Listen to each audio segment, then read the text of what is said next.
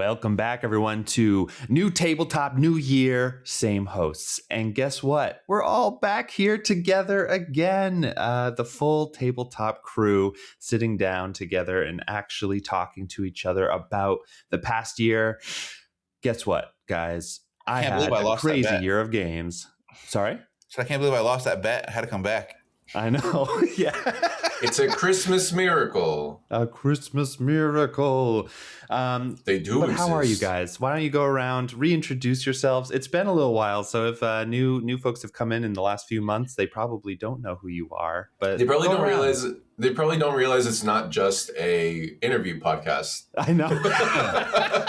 Yeah, for those who don't know, it's also a roundtable discussion podcast with four of the best friends in the biz. So why don't we go around? I'm Nick, your host. You probably already know me though from the interview one. So let's keep going. What about you? It's me, Franco, and I'm Father Time. Father Time. Wow. And I'm your Father Time today. So much has changed. All right. What about you next? It obviously has to be you, Rio. Yeah, it's me, Rio, the red-nosed reindeer. Okay. Oh, okay. Okay. And how about you, mysterious stranger? Hi, I'm Shade. Continuing the theme, I cast this pod with a 9th level spell slot. Nice. That was the theme we were doing, right? Yeah, you got it, man. Yeah. Okay. Nobody wanted to say that they were Baby New Year. It's definitely Nick, obviously, is Baby New Year because he's the baby. Nicky's Baby New Year. I am Baby New Year. I was gonna say that, but I introduced myself first, and I got left out. He's of the thing. Yeah, I wanted to be Father Time because I didn't want to be Baby New Year because Nick is like 5 years old or something like that. Well, 2 other people had to be something complete. Like, I don't think there was enough characters. In the New Year There's lore. Snow Miser, there's Heat Miser. Those aren't New Year's. Those Those are Christmas buddies. Yeah, but so is Rudolph. I'm saying there's not enough New Year's characters for all 4 of us to have New Year's characters, so Franco screwed us from the beginning. Yeah, that's very true. Guys, it's been so long since we've been able to record a podcast together. It's so good to see you all. We were talking a little offline about... Yeah, it's good to see you too. Hey, I can see all of you. Hey, I don't know what. But today I wanted to talk a little bit about what we've been doing the last year, like what games we've been playing, what stuff we've been trying out, and then stuff we want to try in the new year. Games, techniques for GMing, just general stuff. And I know it's rude to just ask and then expect people to come up with stuff on the spot, so I'll start. One thing that I really enjoyed last year trying out was Never Going Home.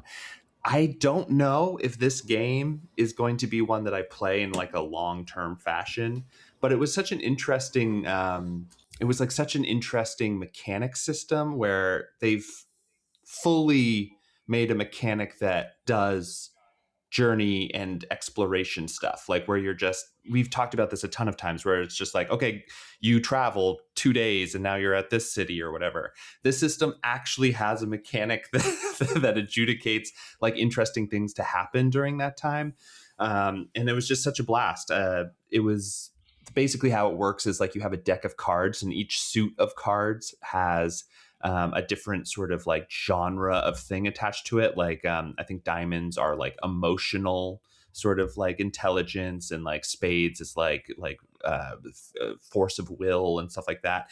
And when you're traveling somewhere, or if you're doing something that really you can't put to a skill check, you would say, okay, so as you travel over this bridge, you're re-entering your hometown, a bunch of memories come flooding back. And then the GM would say, I need 2 hearts, or basically I need two hearts in this thing. And then everyone will go around and commit a card from their hand and tell a memory or a thing that your character is doing that is related to the card, but you can't tell the rest of the people at the table what card you just put down.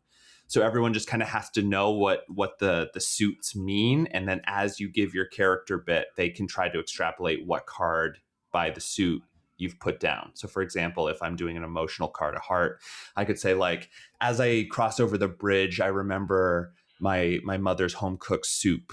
And, you know, my character begins to well up with tears as he feels the gravity of coming home and not being able to go see his mom. And then that would indicate to the rest of the people that, oh, maybe he's played a heart, so we need one more, essentially. You know what I mean? So it was just such a cool system. What you played. Never Going Home. I already said that. Why wouldn't you just tell people I'm using my heart card to remember? Because you can't. Mother. It's because you can fail, and if you fail, something bad happens. But if I lack, I guess, a fundamental understanding of why you just tell people what you're playing. Why are you going to make your party members guess? It is the rule that you cannot tell. Then the rule is stupid. The rule. I think maybe. Well, I think Rio's maybe coming up against this like idea right behind tabletop role playing games where this fundamental concept that we all kind of agree, this like rule zero of like anything can be attempted. Mm-hmm. And so this is putting more guidelines around it than we would normally have, which I think is what a lot of story games do. Yeah. And you are like putting more things in a box that are usually reserved to like the role playing part of role playing games, right? Exactly. Yeah. And I think some people don't like that. People like me and Rio, I think, don't like that type of thing. Yeah, and to maybe your point too, it's like it can be. I think that the thing that it does, which I like, is that it means that like there is a gameplay mechanic for people who aren't like very comfortable just like coming up with what you're doing on the journey. Essentially, you have 4 different genres of things that you are doing and that you are committing to, and that means that your character is active. You're telling your fellows more about your character in a way that has some guidelines, so that if you're not super comfortable with that kind of thing, that it helps you do it. So that was the thing that I really enjoyed about it. How long does this take? Never Going Home, just the same as any other ttrpg. Like percentage of time. Like how long does this like sort of journey thing take? Like 5 minutes. Okay. Yeah. I think what I usually come up against with like journey stuff is that like when you present people with this type of thing, like they just want to speed through it, like they don't care about it. Right. Like in what way do you feel like the game kind of makes that feel like oh, this is like a valuable use of my time instead of like I'm just like doing some fluffy stuff to pass the time or whatever. You know what I mean? This is a great point. I think that for me, I really enjoyed it because the specific mission I was doing when I was learning to play, I was doing it at a con. So it was sort of run out of a book. It was like very, somebody just who knew the game was running it for strangers. So there wasn't any sort of like, previous relationship between any of us. And it allowed us to do that and build that very quickly. But the situation we were doing it in was we were trying to save somebody because it's sort of a World War I alternate history kind of game. We were trying to sneak into a German military base to try to save one of our commanders who had been captured for spying, essentially. And so we were crossing a river, and we were like, basically the guy was like, if you are trying to get to the other side of this river without raising any alarms, you guys all are going to be committing. I need 3 spades for you guys to get across this river without anyone finding. And you use the cards for other things in the game as well. Exactly, like they are also level up mechanics. They also are like. But things why would you as the players damage. Not go? I'm playing a spade. Because it's literally the rule that you can't. It's a close hand. It's like if you are playing any sort of bluffing. So like the game. GM punishes you if you do something like that. Like if you were to say it, then the GM would do something that would punish your character. It's just like, wouldn't you always tell a DC like I'm looking for a 22 here? It's because you sometimes it's hidden knowledge and you're just having people. Right. You know what I mean? Okay, but I guess my question is, you're all telling a story together, right? Yeah. So what would be the point of playing a card that's not a spade? Because you might not have one in your hand. Spades. Yeah, you might not have one, and you only need 2 as well. Has to commit a card. If everyone also only has 2, then you only want to commit 2. You don't want to commit 3, then you lose another card or whatever, So everyone has to play a card no matter what, though. Yeah. Everyone has to play a card. You have usually See, but then everyone. Why would you need to know if someone else played a spade? Because if you have to play a card anyway and it's asking for spades, you would play spades. Because spade is the determinant for success. So think about it this way, Rio. Instead of considering like, okay, well, I'm being told that I just need to do a thing, you need to think about it from a resource perspective. you need to do a thing collectively, and you're going to need to keep doing things, and you only have so many resources, and those resources may not immediately be available to you in this moment. Yeah, because the cards can also be used to like negate damage. Jokers are fairly overpowered and can do some pretty crazy stuff. So let's say you have two cards in your hand, and one is a spade that's a joker, and one is a heart that's like a 3 or something, and they're looking for spades. You are trying to not have to play that joker because you want to hold on to it for other reasons. So if you are listening to your fellows and you find like reason to believe that the other folks, based on what they have said, have committed the amount of spades that you need to pass the test, essentially, then you can hold off on that joker and commit the heart instead and say like, whatever, this is a different thing. But still your team succeeds because you all as a group have committed the right amount of cards that is needed. Okay, that was, yeah, I guess I didn't understand why you would not play a spade if you had a spade, or why you would not tell people that you... Yeah, I guess, the game is pretty crunchy in that way. Like, there's a lot of uses for a lot of the different mechanics. Yeah. Like I said, the cards are also spell casting components. Like, they can be used to do some pretty crazy stuff as well. So, like, you want to hold on to good cards and use bad cards for the tests, essentially. It's kind of a, and I've not played this, but from what I'm hearing, it's kind of a correct use case scenario of I might need that ether potion later. Yeah.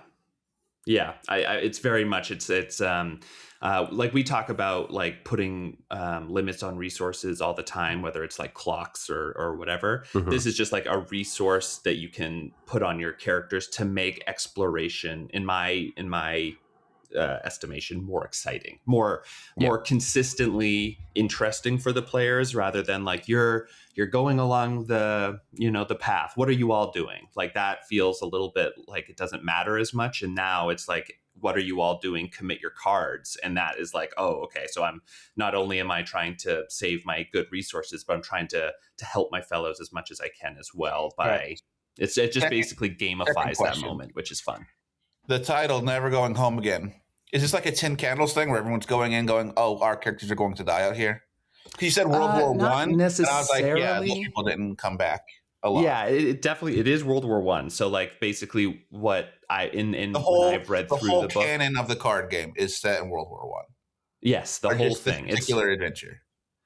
Yeah, this particular adventure actually came a little bit before, because it was like an expansion where it was about the Black Hand, like leading up to the start of World War One. Okay. But it is an alternate history where like the Battle of the Somme got so bad that it tore open a portal to hell, and then all of the different countries fighting in World War One were like, instead of uniting to how close did we talk about this game for 20 goddamn minutes before you mentioned there was a portal to hell open in World War One? What are you doing? Why are you talking? Well, honestly, it kind of felt like somebody got really hung up on the card element. Yeah, because you didn't present a portal to hell. How can I? And I've also mentioned this game in previous episodes, when you're withholding the most interesting information. Rio, oh my God! It was obvious from context that a portal to hell opened up because you were so frustrated. I did say spellcasting, but yeah, it's a really cool system. I should just assume portals to hell are open in games about suits and cards. Okay, yes. I'm on board now. Yeah, I get it. Okay, yeah. He was screaming about it. He was crashing out. I feel like the game itself is a little bit too linear for me. Because the cards are just like half of the mechanics. They're half of the game, and then the other half is like kind of a classic dice pool system where you're committing certain amounts of dice, d6s, to try to accomplish tasks. But it was really good because, like you were saying, Rio, it's a great question whether or not like it's you're all going to die in this game. It is hyper lethal. And even the book itself is sort of like you're following a regiment going through this war. It's not so much one character, but you can try to hold on to your character as much as possible. You know what I mean? Right.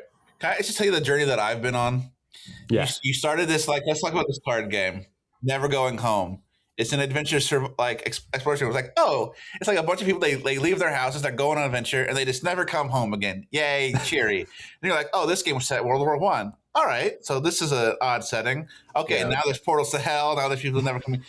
I got cascaded from a nice little romp about like the wanderlusts to, oh God, we're all going to die because Satan came to kill it. Interfere in World War I. Yeah, I hear it now. Yeah. That's pretty funny. Yeah, maybe. I think perhaps if I was a little bit more clear.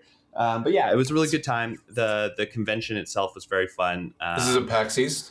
Yeah, it was PAX Unplugged, actually. So PAX Unplugged, right. Yeah, another thing I guess I'll say about sort of things that I learned this year is that PAX Unplugged showed me that, like, if you ever go to any of these conventions where TTRPGs are sort of an element of them, and like PAX East is sort of all games, right? But search out the TTRPG rooms, because they will have usually like 6 to 12 people who have signed up to run games for folks. And these can be games in progress or games that everybody likes or whatever.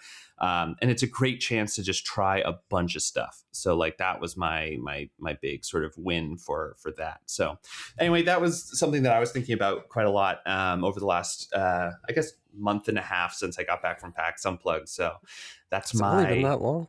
Yeah, it really has. Isn't that crazy? Wild. I guess it's 2 months at this point. I mean, still, that was an eternity ago. Yeah, I really don't know if I would ever run a full campaign in this system, because, and it could have been the GM I was playing with, it felt very sort of linear. Like it was sort of a story that we were playing through as in a book, but it was also a module that they were running. So it's kind of hard to tell. Interesting. Yeah. I mean, I love smaller games like that, but a lot of times they do feel like, short runs. You've got a few sessions in them, and then you're either going to start the story or a different story entirely, or you're never going to play this again. It's a side scroller, not an open world game. Yeah, actually, that's fair. Yeah, unless you're playing Hollow Knight, I think. I think there's like a real, I don't know. I think I usually am like resistant to this idea. I think we've talked about this before, probably, Shade, where it's like people have this idea that certain types of game can't sustain longer play. Yeah. But like maybe like I feel like people think that if like huh? Oh yeah. If just roll that off of me. If there's like, it's like a, like, because I like to play a lot of rules light systems, right? And I think I often hear like, oh, this isn't like complicated enough to sustain a longer campaign, and it's sort of like, well, I don't know. I think it's so interesting. I always feel like it's the opposite. I was gonna say, I'm not sure if it is a complexity thing so much as just like an intent thing. I don't know. I don't think authorial more. What? Yeah, say what is that intent business about? Well, okay, so like with a game like Never Going Home Again or Wander Home, which is, I think, the game maybe Rio you were thinking more about. It's even lighter than I was thinking. It's even lighter. That's true. Those kinds of games, the intent often is to kind of grapple with emotion. Like you're still telling a story, but there's kind of this emotional element of I am so sorry for the author of the TTRPG that I cannot remember the name of, but it's the one with the haunted house. Our haunt, which we weren't exactly kind to. I mean, just because when we reviewed it, we did really tear it apart in our episode or review of that. A quick insert here: Ray Najati. Yes, thank you. So but on its face, it's a really great game. But I think for me, one of the things is I was trying to put it into a serialized long form game, and didn't really fit in there as well for me as I wanted it to. But but also once I had done the few things in our haunt that, you know, just engaged with each of the mechanics at least once, I was like, yeah, we told a story. I mean, and I've played other games like that. I think A Quiet Year, we've had a lot of debate over whether we consider that a TTRPG or not. Quiet Year is very fun. Yeah. But, I still haven't played it. Yeah, we'll have to fix that sometime. But, but, you know, I don't feel an urge to return to A Quiet Year. I don't feel that, you know, I've told a story, and I don't feel that story needed to go on more than a few hours each time. Yeah, I and do I feel think like that game intent is such a important thing too, like you were saying. There are certain types of games, because I think like Quiet Year is probably built that way, right? It is, yeah. But there's like other games that are there's like this idea of like a capsule game. And I think our haunt might kind of fall into that category where it's like, you're just like, you have all of the bits and things that you need. I think Lady Blackbird is also this, like you're playing specific characters. You're playing specific characters, you're doing a specific thing, and like maybe the scenario is different, but you're always playing like these characters. Everything you need is in the box. Yes. Like it's like fully formed. Yeah, and I think that's from what I'm hearing from No Way Home again, correct? Never Going Home. Yes. Never Going Home again. Ain't Never Going Home. Can't be me. It's I don't know why everyone keeps attaching the again on it. It's Never Going Home, the game we've talked about for a year. Oh my Never Going Home. So sorry. Yeah. But I think with that, again, the intent is you are grappling with very specific emotions, a very specific objective, and I just don't think that you can sustain that over like that the same story over an extended period, because it's not quite the same story. The thing that I think that I agree with you on is it is always going to be the same sort of gameplay cycle, you know, the gameplay loop. And I'm not sure if it would be different enough, but I also wasn't playing with magic because ours was before, like our story started before the hell. Before heck opened. Yeah. And so we didn't have as much like magical power. But like one of the big things about the game is that why even play a demonic World War I game if you don't have magic powers?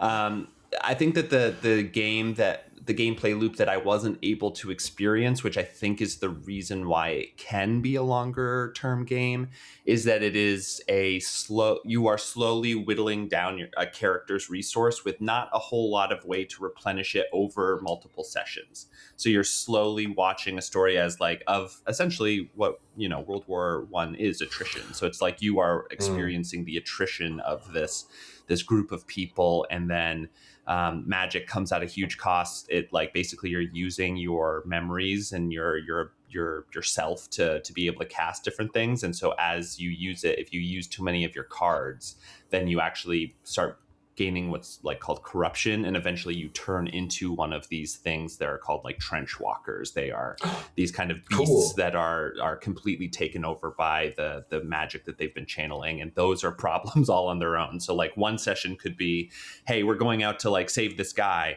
Someone in the course of that action has used up all of their abilities. They become one of these monsters. The next session could be like, okay, 2 miles down the trench, somebody on our side we've gotten reports that there's a trench walker. You guys have to go and deal with that. And so it's kind of like a self perpetuating gameplay. But I'm not sure, like I said, I haven't played it for more than one session, so I can't really speak to whether or not that would be a fun thing to experience or not. That's fair. Yeah. Interesting. What about everyone else? Can I talk about a game that I have played twice, but I have never played? Yeah, please. I think I've talked about it before. Oh. So I've signed up to play Liminal Horror twice, and I have played Liminal Horror 0 times. The first time that I played it was at Gen Con, and it was like definitely from my understanding, Liminal Horror I was excited about Liminal Horror because I love this type of shit. It is a sort of like, it's based on Karen, which obviously everyone knows that I'm a big Karen freak. I'm a Karen pervert. I like to stack those stones, baby. And so it's a game that's based on that, but it's set in sort of like, or like you can set it, it's like set up to be set in like weird fiction, like sort of like liminal horror, like liminal spaces and stuff like that. If anyone's ever played Control, or has if anyone's ever read like SCP, like the old or SCP like if people stories and are stuff on TikTok, it's like backrooms type yeah, thing. like backroom stuff like that. Yeah, so it's like I was like, yeah, so excited, I want to do that. Like there's like modules out there. There's a module that I bought called the Bureau, and I think it kind of replicates Control a little bit. And the other cool thing about the game is like, this is like sort of added on to things can sort of affect your psyche, and like you can have sort of effects happen to you, like depending on the environment, and then those will give you powers. Even like they'll hurt you, but they'll also like give you like powers that take up your inventory slots, and you'll have like something special or whatever. But if you like fill up with too much of those, like you get hurt or you die or something, you become taken by the whatever, stuff like that. Yeah. So it was like, that sounds great, that sounds cool, I'm into that. I have not played this game. I've signed up to play this game twice. I have not played this game. The first time I played it like the person just kind of turned it into like kind of a zombie game, and like didn't really use any of the rules. Like there's like a panic mechanic. There's like all kinds of stuff. It's like not a type of mechanic that you want. And then the other one that I have that I played, I won't give too many details about it, but it was like, I read the module afterwards because this person was renting it out of a module. And it was definitely like not really in the spirit of what I thought the game would have been. It was like more like, it was kind of like trying to make Liminal Horror into like a story game. So it was like trying to tap into like sort of like, these are what your feelings are, and like kind of throw things at them until they reach this thing, like let them explore rooms that you'll sort of dynamically create. In those rooms are these things, and those things, and once they've like encountered 3 of those things, then take them to this pre-scripted event at the end. Yeah. And so it was like, you get like a requisite number of things, you decide to like tap into some memory that you create earlier, and then you disappear from the sort of haunted space, and then you reappear in front of this other character who's like orchestrated all of this, and you're like, okay, what do you want to do now? And then you like make your decision based on what your character, like, I don't know, it was like all very like story gamey. It was like not what I signed up for. Yeah. I think perhaps in another situation, maybe that would have been fun. I didn't personally like it. I don't think even if I had been in the situation where I was like told that this is what's going to happen, I wouldn't have liked it. But like, it wasn't what I thought it was going to be. Yeah. Like, it was like mechanics that you read. What were you expecting to get into? Right. Because this was something that we discussed quite a lot in our Discord together. And I was expecting like Liminal Horror as like the game. Yeah. Like so I was expecting something like I would be some like hapless investigator looking into some weird mystery or something with some other people. Perhaps I'm a journalist, perhaps I'm a plucky college student, perhaps I'm like a bureaucrat or something like that. I get into a mess with some other people, and we have this like sort of eldritch thing or something that like we want to investigate. There's like, or we get caught in a situation. There's a module called the mall, and you're all at the mall, and then suddenly the mall gets attacked by some kind of monster thing or something like that, and like, everything gets taken over, and you're in a mall, which is like so liminal, right? Yeah. And so like basically you're kind of like, and also like gameplay wise, right? So it's like an Into the Odd type of game, like you don't really, you're trying to like escape with your wits. You're not really trying to use your character sheet to solve things, right? You're not like, it's not like a combat solves problems game, right? Exactly. No, it's like, it's really like in the second Liminal Horror game that I played, actually one of the characters had like a revolver with a single bullet. It's like sort of like, that's like the best weapon that you could have, really. Yeah. It's like, okay, good luck. Here's a gun. You're fighting ghosts. So yeah, like it's that sort of game where like everything's kind of weird. Shit affects you in a weird way. You don't really want to get into fights. When you start fighting, like it's going to be really dangerous. And you want to like escape with your sanity and your self intact. So that's kind of the experience I was looking for. Yeah, and I know, we have a limited amount of time in this liminal podcast. Yeah. But I don't know that I still yet understand what you were. So like the ghost one, I remember talking with you a fair amount about after it happened. I think that one was a little railroady as well. I think it was like the module itself was very railroady. Absolutely. I completely understand that, but I don't know what the experience is supposed to like. I understand for never going home. That was it. Ever been home? Can be again. Never going home to the liminal space. Yes, I understand a lot of the mechanics now. Yeah. But I don't really get the mechanics for this liminal game.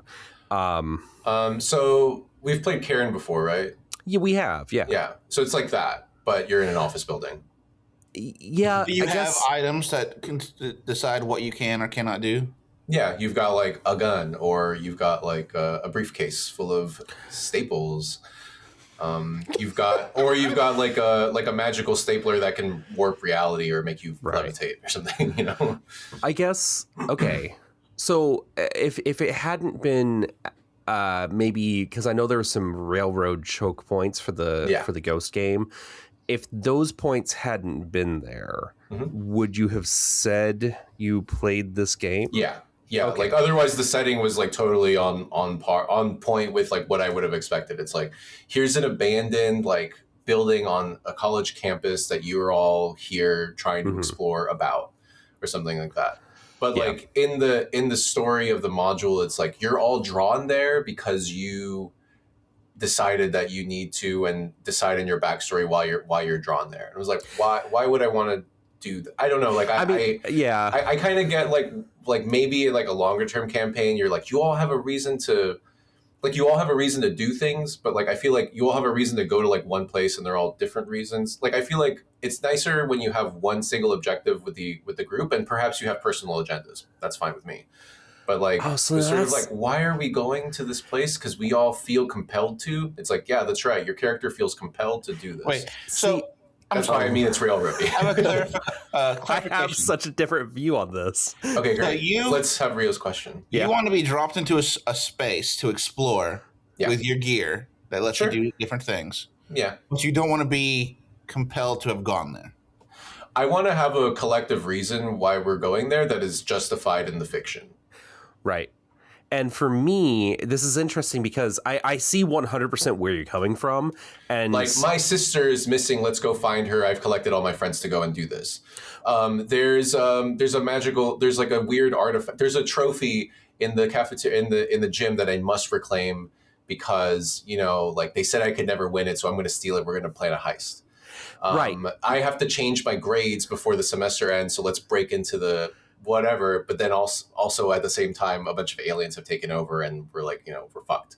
Stuff like that. What's interesting to me, Franco, is your comment is it's too railroady. This is actually a moment where it's trying to give you the choice, so it's not railroady. Because if on the flip side it had said at the top, you all need to go there because X reason, that's literally a railroad. Like they've set the tracks there for. Well, I mean, I think like railroading obviously is like not 100% a bad thing. Sure. I think the thing that I don't like is when I'm being told that I need to have like an emotional reason, compelling reason to do something, and like I'm being told that my character has a feeling.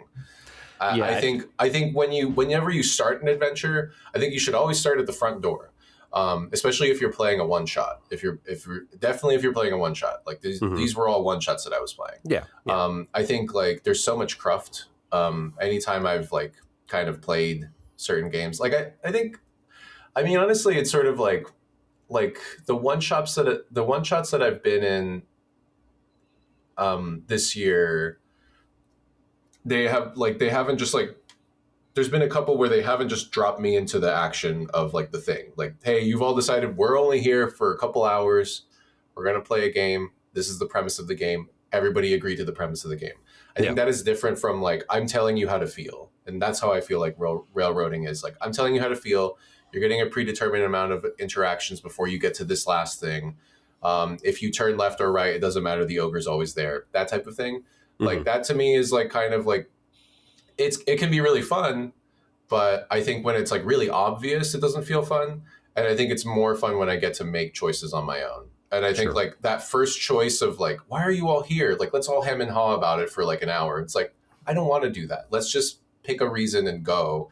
And then it's sort of like a random character creation, right? Like if you're just like, here's all my random stuff or whatever. I don't want to think about this too hard. I don't want to get stuck with decision paralysis. I just want to start playing. Yeah. It kind of shade to me. It kind of reminds me of Delta Green in a way, because Delta Green has found a pretty good solution for that at the beginning of that. The premise of the whole game is you are part of an organization that you have already agreed to be a part of. You know what I mean? Yeah. Like that's part of it. And then when you go, like your character can have motivations and things that come up. But one thing that Franco, I think that I've learned about you as a player, but also we've talked about this specific instance and like it feels quite right, is that when you're playing one of these games, it's sort of like a puzzle box that you are like excited to explore and solve together with your friends, rather than trying to get like a specific narrative experience out of. And it sounds like this one specifically was like you are having a specific narrative experience. Well, and also like, not to say that I'm not into story. Obviously, I love stories. Like I love when they emerge from the difficult situations that we've been put in, not from like a character arc that I want to achieve. It's just like my personal preference. Like, and I don't really like it doesn't feel as fun to me, I guess, to like just be like, hey, we're trying to like enact this melodrama, so everybody has to play along with this person's melodrama now. And now we have to switch to this person's melodrama. It's like, let's just play and see what happens. And if like your character ends up like not really having an arc, like Sigra never really had an arc that was really that strong. Sigra was one of his characters in Sigra was one of my characters. In Rio's game.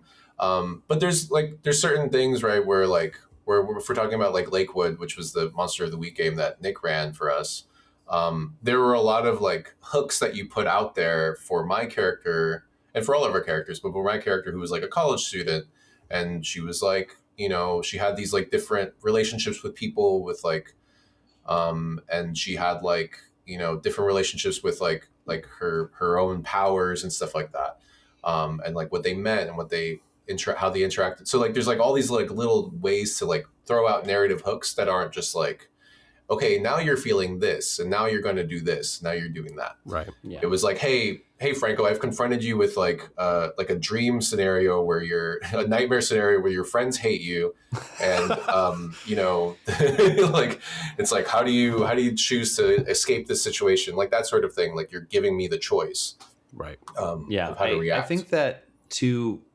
Something that I have been thinking a lot about, and it became again. PAX Unplugged this year was pretty specific for me, but I went to a collaborative world building panel, and I was just sort of confronted by the theater kidification of ttrpgs. Oh, listen, that's very fair. I'm not allowed to say that. as one that I can, because I am a theater kid. I'm really glad that you said it, because he's extra not allowed to say it because he's into the OSR scene. So suddenly Franco's saying something very different. I can't say that, and when I say OSR, I don't mean that kind. Yeah, you know what I mean. I know. I'm sorry. I mean the NSR. I have to say it every time. Yes, I think it's funny. I think it's funny. I think it's funny because it's like, hey, no, not that part. Not the part that's been like Nazified or whatever with all the bad shit. Not those guys, just people that like to throw dice and tell things, but in emergent, whatever, following these principles, but not the bad ones. Yeah, it's just about the theater kidification theory. Yes, please. It was so funny because like I was watching this panel and there was a lot. Like one of the developers of Dragonheart was up there. Daggerheart. Which one is the one? Daggerheart is the new Critical Role thing. Yeah, Critical Roles. Daggerheart. He was up there. A couple of other like very famous actual play players were up there, and they were like, people were asking them about like, how can I create this world together with my friends and like make them feel invested, and like. At one point, literally, one of them was like, well, I like to sometimes just before we start playing, do a couple of like acting warm-ups so that we can all just like get into like the same group mind. And I was like, that is not what these games are, right? It makes sense for an actual play because you are performing. It's a performance. But I think that we have sort of. What do you think these games are? As a theater kid, yeah. I think that if I was to associate it with any sort of if I can theater discipline, I would say it would be more like improv, where it's like we're together listening to each other making something up, you know what I mean?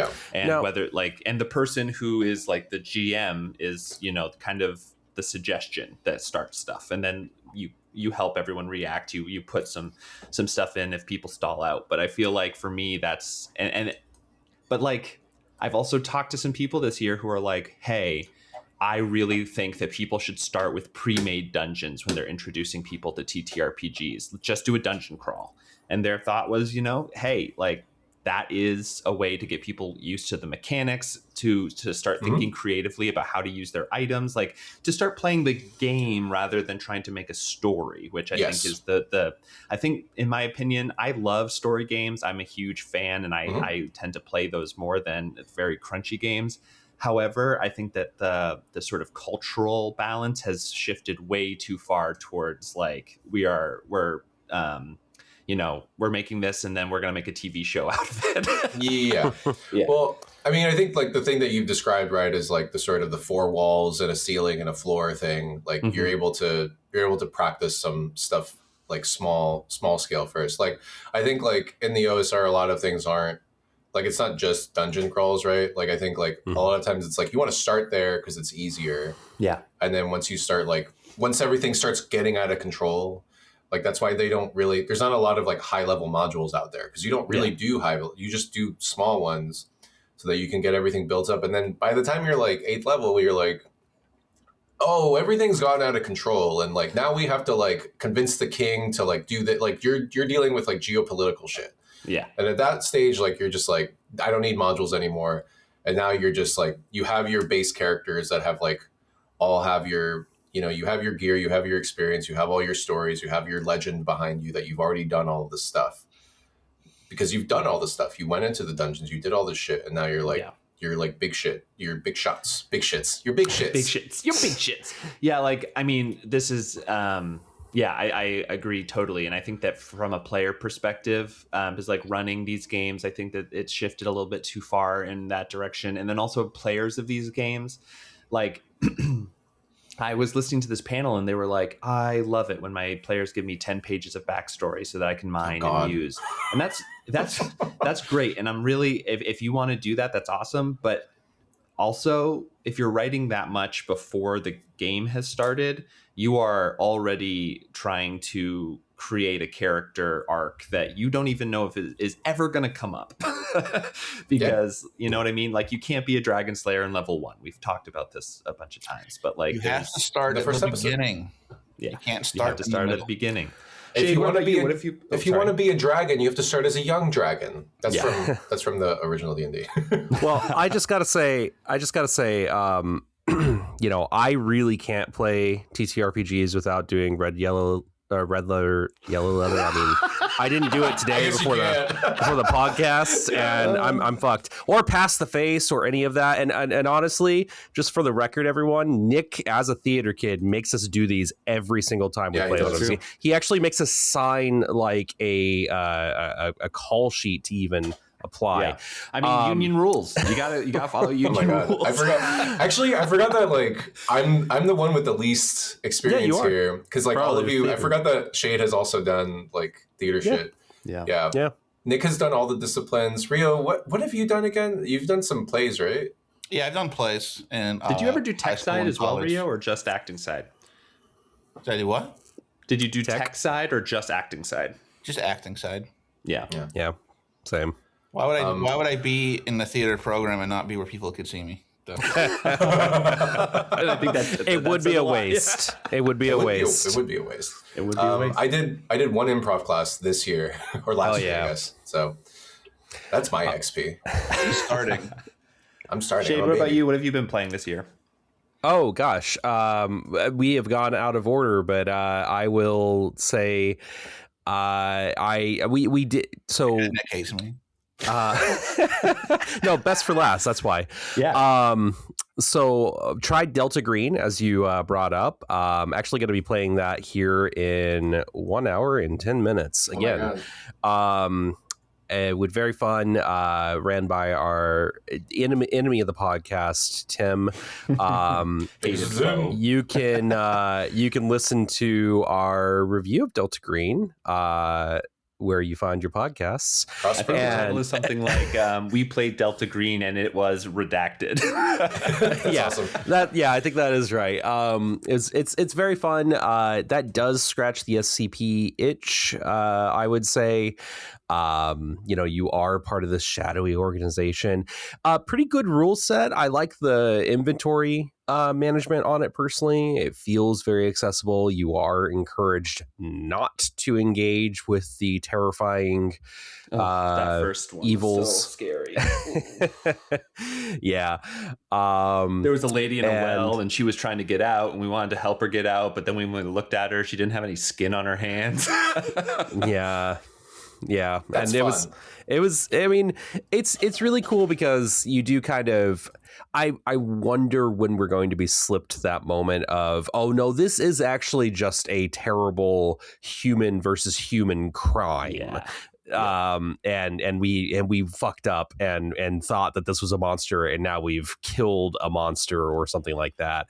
Yeah. That will be sad because this game also carries traumas. That happened in Buffy season 3 or 4, I think. Oh, I mean, yeah, it's a great absolutely throw in. It 100% is. Also, about 3 weeks ago, I don't know. I tried the video game Warhammer 40K Dark Tides, and I have finally been sucked into the world of Warhammer in a meaningful way. To play a ttrpg set in that world with me. I have a 2,000 point list. That's right. I forgot you were talking Astra about Militarum. Oh my god. That I've built out. Cooked. I'm really kind of weighing my options in life right now, because it does kind of feel irresponsible to be buying that in this moment of the world. Here's the thing, Shade. I totally agree, and I felt that as well. But if you're thinking of just sheer amount of time spent per dollar, it's actually pretty good because you have to spend all the time building, you have to spend all the time painting. That's all very fulfilling. That's how I got sold. Game takes forever. That's how I got sold a tuxedo. That's hilarious. Hey, I've worn it 3 times. Already hey man, and you look great in it. Yeah. Okay. So that's the wrong argument for me though, man, because I know how expensive it is, and if that means that I'm going to spend more time on it than it was expensive, I ain't got that fucking time. That's the problem. I'll paint them for you. Feed my habit. I appreciate the offer. I don't let other people paint my minis. Hey, that's fair. That's fair. It is a personal preference in life. So yeah, they'll either be unpainted. It's honestly the building that's going to be the fucking hell. Yeah, like cutting through those sprues. Yeah, it's fuck. Tough. But hey, guess what? You get to then you can get into kit bashing, and that's a whole different. Oh no, that's the thing that I'm most interested in. Is kit bashing. I'll throw this out there for a brief. I was reading there's a Kickstarter coming around called Orcs and Crafts. Mm-hmm. That's all about making cardboard terrain. Oh yeah, I've seen that. If anyone wants to look that up, Orcs and Crafts Kickstarter. Nice. I think it starts in like 30 days or something. They had the timer up. But if you don't want to spend money on buildings, you can learn how to do it out of cardboard. And I was gonna say if you're big on crafting your own things, Nick, we have a friend of the podcast who can help with crafting. Never mind. Right? Yep, there you go. Yeah, Niche Crafts. Always have to help. Nick looked deer in the headlights, but Rio had my back. Nice. I got you, man. I watch his videos every Friday, so he gets a view from us. He's so good. I really love. He's so good. But before we move on, Shade, you said Astra Militarum before. You were talking about Inquisitor and Imperial agents. Are you changing your mind on the list you're going? Oh no, the list I built has been Astra Militarum the whole time, because Imperial agents does not. It's English and Latin. It's low Gothic. Yeah, because the list, the Imperial agents doesn't really offer you the versatility that I need. Because I want to, it should be Imperial agents probably. I want to rebuild my my Dark Tide character list. Yeah, but I can do that in Astra Militarum and then have garbage and nothing else, and it doesn't feel like any of what's going on in that game to me at all. Yeah. Or I could do Astra Militarum and actually get closer to the vibe. Yeah. Also, Shade, I found a 1-pager set of rules for 40K, so that maybe we can try those instead of actual 40K. They condensed all 1,000 pages into one? Yeah, they basically were like, fuck all these complicated rules. We're just going to make 1-page hat. This is how it works. That sounds good. But Rio, we haven't saved the best for last. What have you been thinking about this year? What have you played this year? As they say on the comedy circuit. Yeah. I haven't played anything this year because of the depression and the terrible jobs that I've had. But I recently good job. What's that? But now you got good job, and we're all happy. And you're back. I got a good job, and we're all happy. And I'm playing D&D again, which isn't new. And I won't bore the audience with 5th edition nonsense. Yeah. Well, in fairness, we switched to D&D 2024. Thank you. All right, 6th edition. The 2024 Dungeons and Dragons rules update. Yeah. I played Ravine. It's a nice little story-esque board game.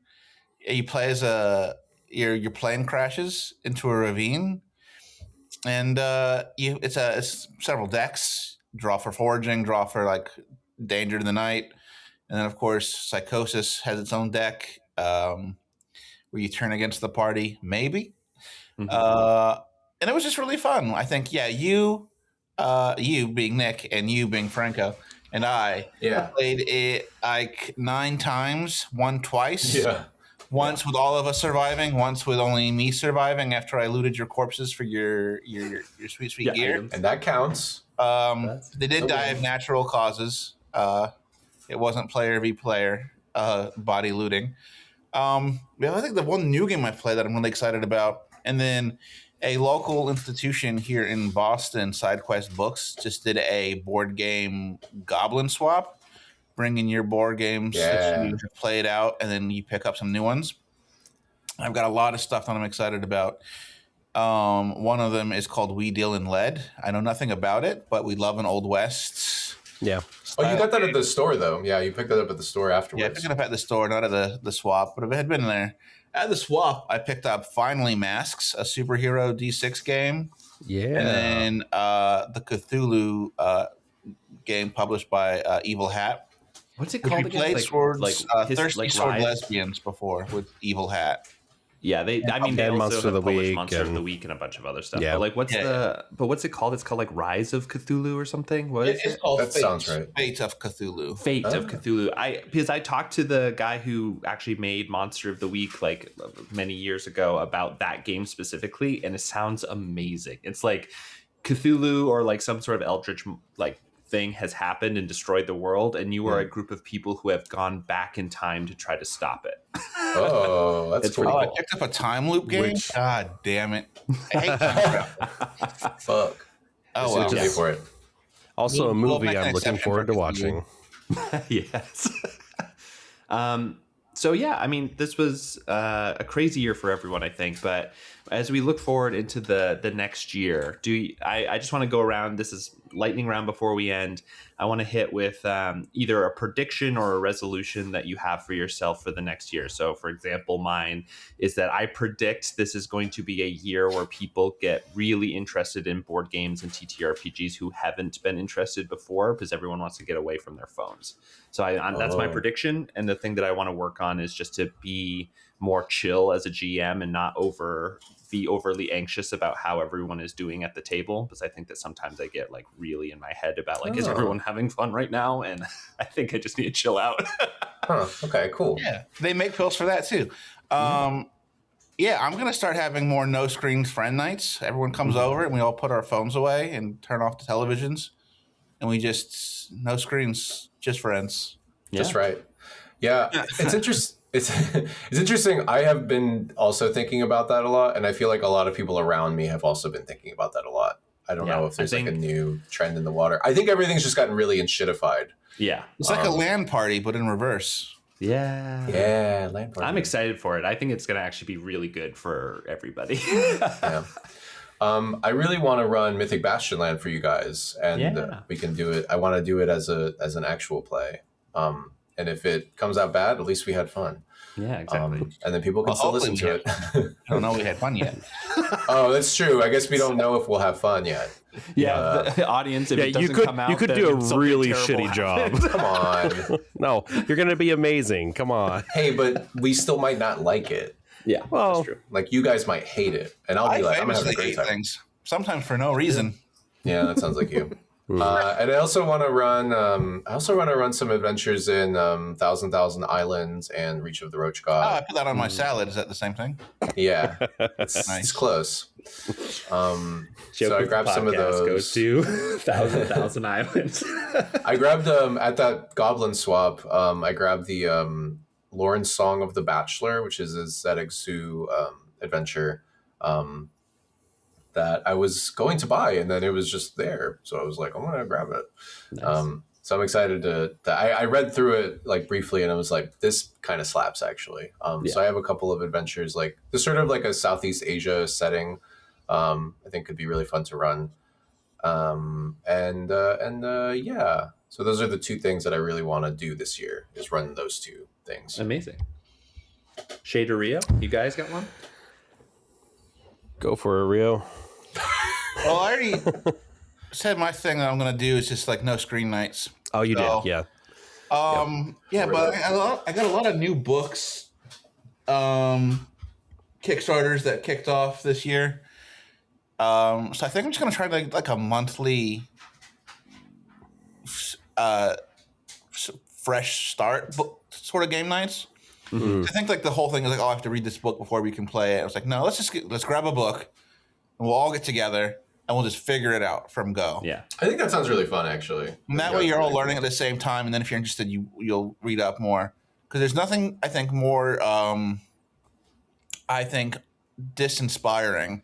Like you're reading through this whole book and like, man, I hope the people I get to play this are going to enjoy it, because I spent 5 hours prepping. Whereas like, oh, I just picked up this book. Let's all just get together. We'll figure it out. Yeah. And then I guess my prediction is that I'll do that. What about you, Shade? I really don't have any fun predictions. We all have some of those. Well, give us your dark ones and we'll riff on it, and maybe we'll get I don't think we can. Tabletop game related. Yeah.